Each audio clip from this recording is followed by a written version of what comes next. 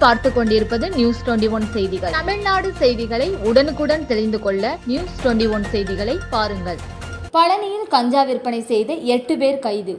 இருசக்கர வாகனங்கள் பறிமுதல் செய்து போலீசார் நடவடிக்கை.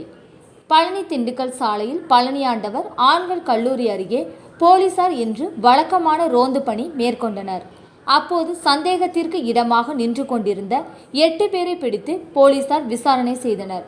முன்னுக்கு பின் முரணாக போலீசாரிடம் தகவல் தெரிவித்ததால் 8 பேரையும் போலீசார் காவல் நிலையத்திற்கு அழைத்து சென்று விசாரணை செய்தனர்.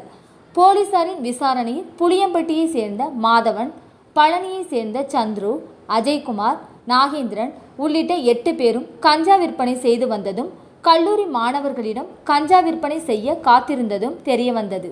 அவர்களிடம் இருந்து 100 கிராம் கஞ்சா மற்றும் கஞ்சா விற்பனைக்காக பயன்படுத்திய 3 இருசக்கர வாகனங்களும் போலீசாரால் பறிமுதல் செய்யப்பட்டது. பிடிபட்ட 8 பேர் மீதும் வழக்கு பதிவு செய்து போலீசார் நீதிமன்றத்தில் ஆஜர்படுத்தி சிறையில் அடைத்தனர்.